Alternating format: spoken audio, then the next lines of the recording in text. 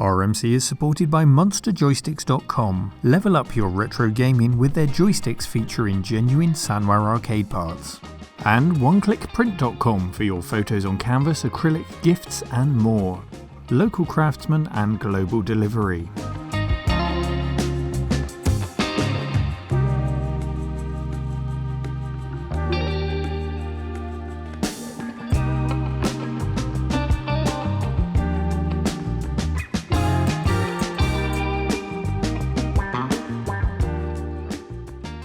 Hello Cave Dwellers, welcome to the Cave.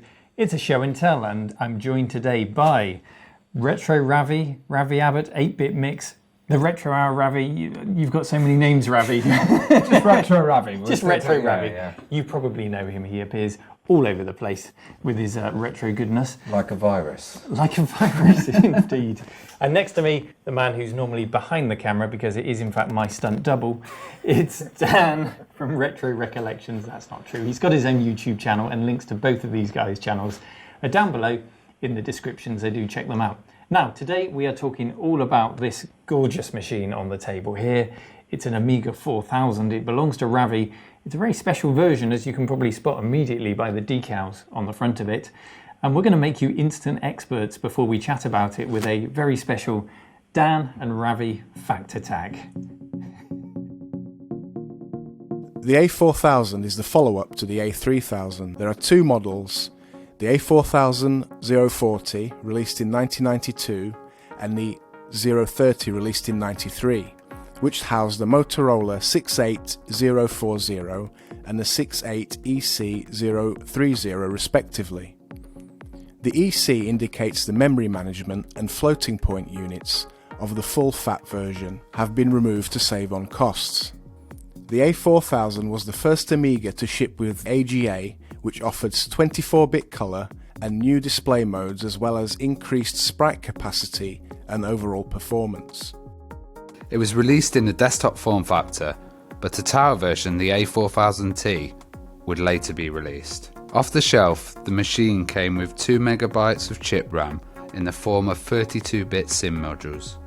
The A4000 does not have a CPU fitted to the motherboard. Instead, it's mounted in an expansion board which can be easily swapped out for an upgradable model, although a later CR or cost-reduced version of the system would see the CPU surface mounted to the system board. Ports on the back are reduced when compared to the A3000. Gone are the external SCSI and 31 kHz monitor connector. You now plug your monitor in with a 15-pin adapter. It does add a Euro power out connector though to pass through and power your monitor. Although this isn't present on Ravi's machine, as he's replaced the PSU. Internally, our A4000 has 4 32-bit Zorro 3 expansion slots into which you can install graphics, audio, network, SCSI cards or the famous NewTek video toaster, the name of which is branded on Ravi's Amiga. The Amiga was built from day one to offer IBM PC compatibility with a range of bridge boards, and the 4000 was no different. With a 286, 386 or 486 board, you can do regular PC expansion, and later in life expansion boards supporting PCI cards would be released. The A4000 was discontinued in 1994. So now I hope you're experts on the machine, thanks to that fact attack. Guys, welcome and thank you for joining me today. Let's talk about this A4000 then. Let's talk about it in general before we get down to your specific A4000. And Ravi's got on the desk there the very edition of Amiga format in which it was reviewed. And we'll talk about that a bit as well, because the review's a bit inaccurate, isn't it? Yeah, it's promising a lot of things that weren't actually in the 4000, and as usual, Commodore kind of cheaped out on this one. Yeah, and it talks about things like the AA chipset, which would go on to be renamed the AGA chipset. And also having a flicker fixer, which it didn't have. The Amiga 3000 had a flicker fixer, which was a great option because you could use modern monitors on it and stuff, but sadly they left that out. We'll come on to the specifics of what's in there. Let's start with price. Dan, how much did this thing set us back? It would set you back at the time for £2,100, including tax.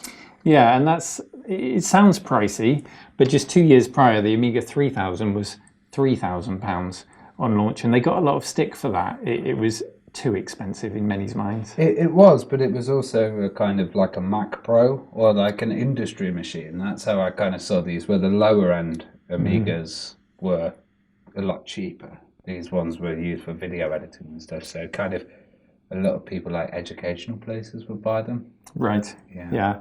And it was released at a time when the Amiga was selling well. It was 1992 at this point, so it was doing well. But there were concerns bubbling up that Commodore weren't doing the research and weren't preparing for the next generation. So this was to try and address those fears. So they were really looking with that £2,100 price tag to find that balance between performance and price, I think. Did they nail it? They cheaped out on a few things. The 3000 was more expensive, but it had a flicker fixer. It was a nicer machine, but this was still quite a good powerhouse. A little bit pricey though. A little bit pricey. You could still think it was overpriced. Did we all have Amigas here, by the way? You obviously did. I had an Amiga 500 before I abandoned ship and went to the PC. Dan? I had an Amiga 600. Any upgrades or just basic? Just a basic one with a few peripherals. Yeah. Things like for desktop publishing, and so I did a bit of sound sampling. Okay, so we've all got experience with the Amiga. We can all put its performance in some kind of context compared to what we had.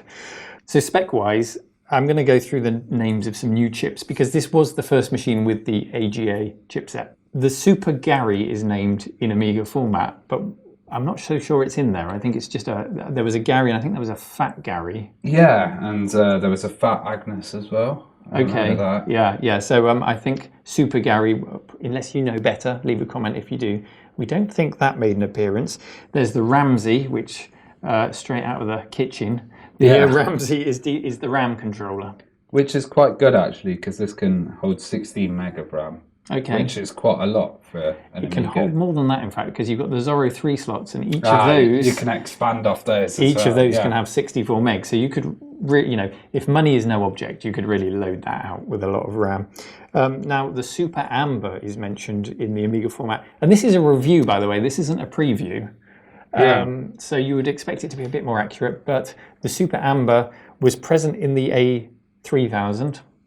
It's a flicker fixer, by the way. It was present in the A2320, which was the add-on flicker fixer for the 2000, but it didn't make it into the final product. Yeah, so on the 3000 you used to have a little output, and on the back it would be like a VGA output, and you'd have a switch where you could toggle on and off the flicker fixer. Here, you've just got your Amiga video out. And it comes with an adapter, doesn't it? So so you can use it with monitors, but that really doesn't do much. Yeah. Dan, what were you using? Were you using the RF out on your 600, or did you have a proper monitor? I was using the RF out. Yeah. Unfortunately. I was too. And looking back, I don't know how I went so many years using the RF out on my A500. Without going blind. Without going blind. It's incredible, but we did it. The Lisa and the Alice are also mentioned, and they are included in there because they're part of the final AGA chipset, so they were also in the Amiga 1200. So they made it. Lisa manages the hardware sprites and other graphical tasks, and Alice replaces Agnes doing the chip RAM and DMA channel duties. So new chips making an appearance in a new machine. Was it new enough in 1992? Would you have liked to have seen more? To be honest, I thought it was a very capable machine, and one thing was the video mode. So being able to do hold and modify video, which enabled stuff like the video toaster, professional video editing on there. So combined you had ham modes from the 1000 upwards in the old one. So were these improved? Yes, and with the video cards that you could get into there, they took advantage of it, but it was only the NTSC card. So they never were able to release a video toaster, which was this extra graphics card for PAL. Oh, really? Yeah. Okay. So it's only NTSC, but they had a thing called a time-based corrector where you could correct the time code on it and split half the quality down. So it wasn't broadcast quality. If you used a time-based corrector, it would basically squash the image a bit and make it work on PAL, but not to the high broadcast quality that you could have with the NTSC models. Now let's talk about some of the weaker points of it. I know this is your machine and you love it, but I think even you'll admit it has some weaknesses. The first being that it still has the original Paula sound chip, which goes back to the original A1000 in 1985. 1992, it would have been competing with the likes of Sound Blaster cards, 16-bit sound cards. So a bit of a weakness. It was definitely, and the way that people tried to get around that was kind of using the CPU, so they'd slow down the modules and add a few more channels onto it, and doing lots of kind of fake modes, but not really having that high quality Squeezing sound. absolutely everything out of that Paula chip. You were into your music on your 600, weren't you? You had a Techno Sound Turbo or something. Yeah, I can't remember the exact name, but it might have been that one. Yeah. I just did a little bit of sampling, like you did with your tape deck and attaching it through the audio. If you think the 600 is pretty much the same sound as this, even exactly though they're such different models, But you have had that modified slightly, haven't you? As we'll see when we look inside. Yeah, that's just an audio mixer, so the CD audio mixers with the Amiga sound. Right. Okay. So that's what that is. It's a stunning looking modification. We'll show you inside. It's been around for years. There's a lot of hot glue inside this thing, as you'll see when we open it up. It didn't come with a CD-ROM originally, but it was promised from the off that a CD-ROM would be coming for it. I don't know what speed that would have been, single, double speed. It wouldn't have been the, 40 speed that's in there. And then the other weakness, and this is one that people always bring up about the 4000, in the Amiga 3000 you had SCSI hard drives. Yeah. In the 4000, it was gone. Was all SCSI capability taken out of it? I think no, it was. because there were some cards that you could put in. Right, so there were ad Zorro cards and mess about with SCSI and kind of try to recreate it. But, so out of the box, you had an IDE hard drive, which, I used one at the time on my PC. It was fine, but if I was using it for video toaster duties and dealing with quite large files, that might have been a bottleneck. And also, it only had one output, the IDE. So you had to get a kind of converter and splitter to convert into 4 different outputs. So when I wanted to add the CD-ROM drive on, I had to get another way of splitting from that IDE so that the CD drive was on it. And it became a nightmare with kind of having lots of stuff connected to the IDE, having to, work out what's the slave, what's the master, all of this old school fun, It's all so easy now, isn't it? Yeah, when it all auto-detects. Yeah.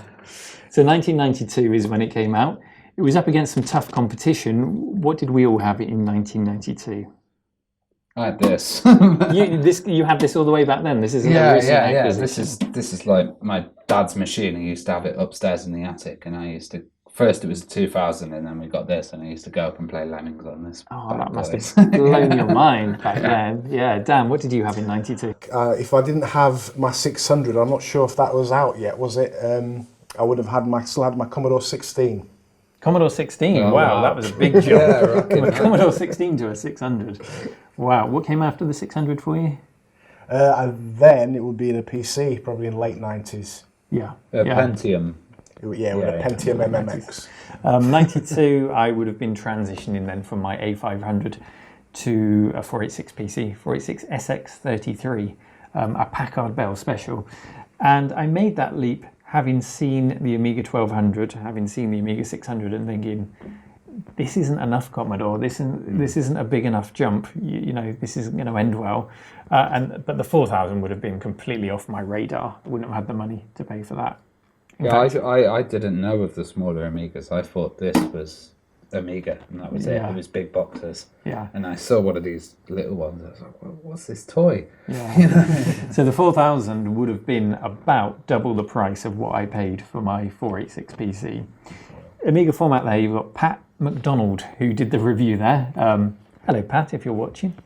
I doubt he is. Pat McDonald likens the performance to a 486DX. That's the Amiga 4000 040 CPU. Okay. Would you say there's any truth in that? Does it match up to a DX? Pretty much, because the thing about the Amiga operating system was it was so fast.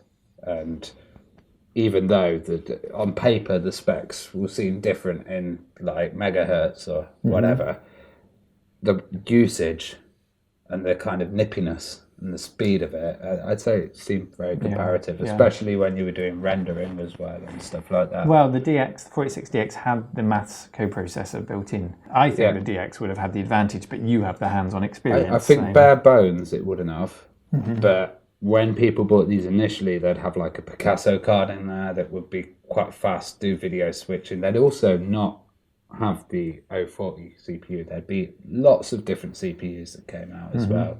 So some of them had FPUs. Yeah. And Commodore, when they made this, they were expected really to make it so that it would be compatible with the existing software. A lot of the problem was people were trying to run ECS software on there, and then it was struggling. Oh, we can't play the Amiga stuff. This is incompatible. We can't have the old stuff. And then there was this disc called Reload Kick, which you just put in, and it had the 500 Kickstart image on it. Right. And that would then boot you into that white screen, and you'd basically be able to run 500 Right. software So they were straight away. incompatibilities caused by the newer Kickstarts. Yeah. Positioning themselves in slightly different memory positions, and then the programs that were hard-coded to look for those positions clashing with it. And a lot of people would have their old stuff saved in ECS, so, and then they'd come onto the system, it's not working. Do you think the fact that it tried and had to be compatible with the older software held it back? Would you have liked to have seen Commodore just shed all of the old Amiga stuff and go, right, this is the new platform, this is the new No, because I baseline? don't think there'd be enough for them to survive. Like, there was a lot of legacy with the older software that they kind of then continued to the new versions. And yeah, I think the old compatibility was the charm of it, being able to put your old 500 disc in there with this reload kit and play that. Yeah. We saw something similar to that with the Atari Falcon, because that wasn't compatible with the ST, was it? Oh. Yeah. So the Atari brought out this all singing, all dancing new machine. I can't remember what CPU was in the Falcon. Might have been an 040, might have It been an was, 030. but it handled video a hell of a lot better. Yeah, it was a good machine. It was a good Beautiful, machine. yeah. It failed. Was it because of that? Don't know. Atari was pretty late in its life by then anyway. So let's talk about your machine specifically, Ravi. Where did you get it from? So I got this from Nottingham Trent University. I am ex-alumni. My dad used to work there, and he ran the, it was called Trent Polytechnic back then, and he ran the fine art department. So him and an artist decided to basically buy Amigas for the whole place, because they saw these were cheaper machines, they were good for video editing, good for animation. So we used to go in and there'd be a room of 8 of them, and they'd have SVHS video editing decks. There'd be people rendering over weeks and stuff. And then I got this one, but this one was actually in my parents' house. So this is like my dad's own one, and you can actually see on the bottom, I think I have Visual and Performing Arts from Nottingham Trent University. So the keyboard's from those guys. Please don't check your asset registers if you're watching. And then I was a big fan of the video toaster, so I bought these externally from America and branded the machine with these. So this wasn't a video toaster machine originally, because if it was, it would have been an NTSC machine, wouldn't Yeah, but there's also ways of switching between PAL and NTSC inside this machine with jumpers as well. So you can kind of get it going, but everything has to be NTSC. So Right. like your video output and all of this, it's a bit of a nightmare. Steve Jones was trying to help me with it, but I ended up giving up and just keeping the video toaster Keeping the branding. branding. Yeah. Yeah. And what's ownership like of one of these? What are some of the common problems that you might have to deal with? As with every Amiga, the battery Right. is the problem. You always need to snip it out. I've lost 2 of these because I did not know about the battery back in the days. Right. And then returned to them and saw an awful sight. Because it had the classic Varta barrel battery, didn't it? Yeah. And then there was a later cost-reduced version, which it did a few things. For example, it took the CPU card and they put the CPU on the board itself. But one good thing they did do with it, they changed it to a coin cell, a CR battery. Yeah. So if you've got a cost-reduced version, it's likely to last longer if you haven't snipped it out. And also I've got it all recapped. Yeah. The daughter board's been recapped as well, which everyone seems to forget about when they recap it as well. And I've done a power conversion, because the old power supplies are also notorious for killing boards. So, And I know you also want me to do a little bit of work on it today. oh yeah, I can't come here without. I don't normally do outside repairs, but it's an Amiga, it's a Ravi. Is that good with you? Yeah, Let's do it.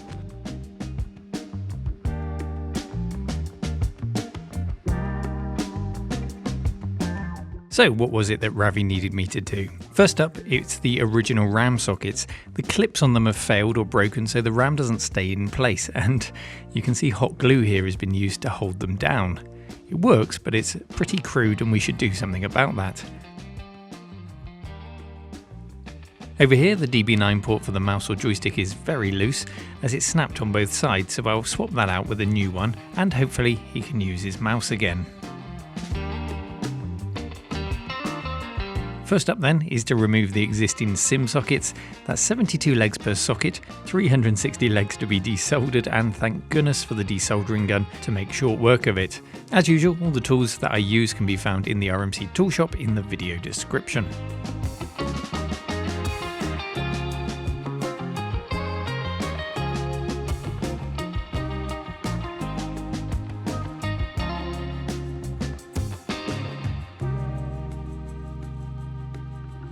The sockets were pretty well behaved on removal, with the occasional stubborn leg remaining in the board. You can see one here.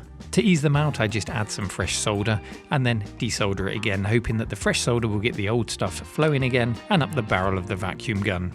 And sure enough, that's just what happened here.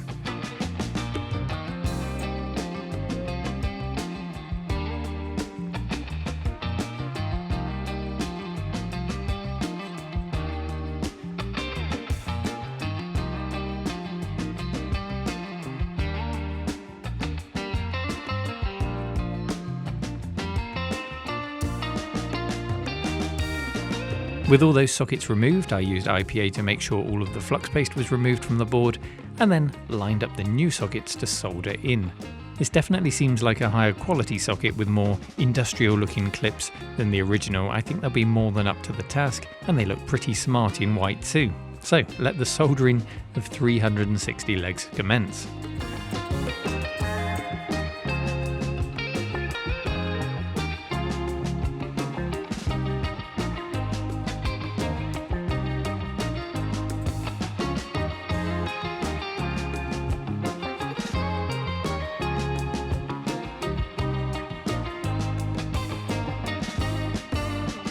With that done, thanks to several cups of tea made by Ravi as I worked on this, the RAM goes back into place. The rightmost on your picture here is the 2MB of chip RAM, and the rest amounts to 16MB of fast RAM. That's a fully loaded Amiga 4000.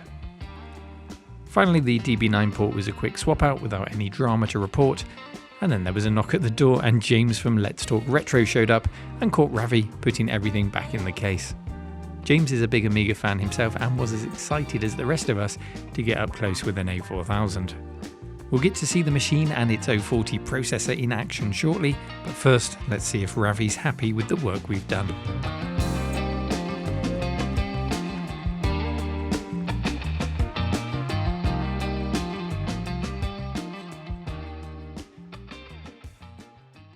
So Ravi, are you happy with the repairs? I'm well happy. This is awesome. Yeah, it feels like a new machine. I've got my mouse port working.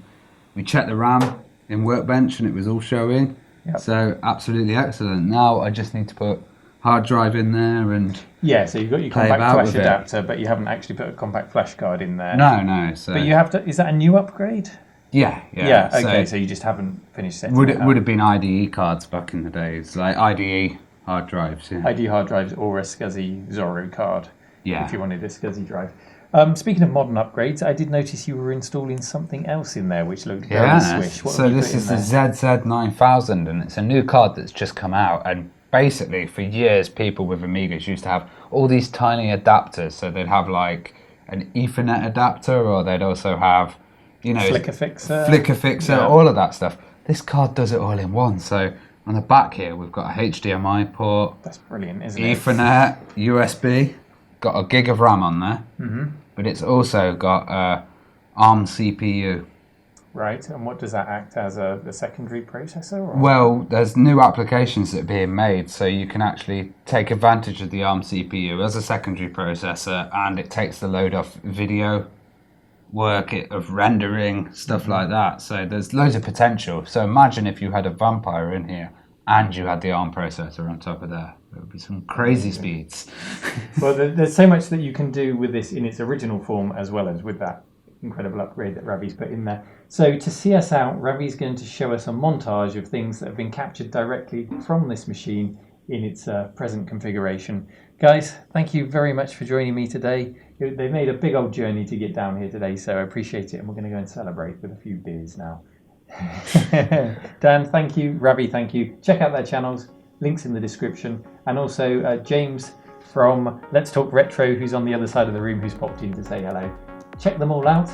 I don't know why he's waving, he's not on camera. Check out the Retro Gamer Show. Thank you. And take care, everyone. See you soon.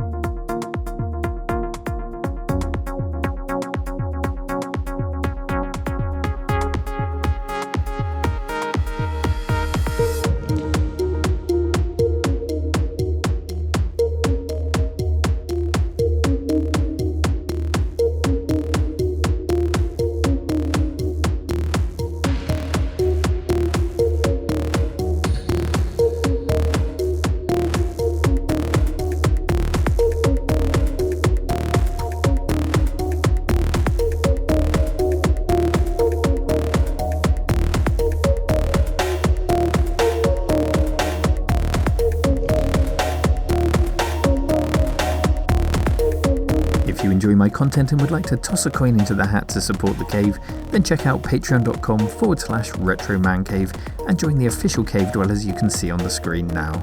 Thank you for your support.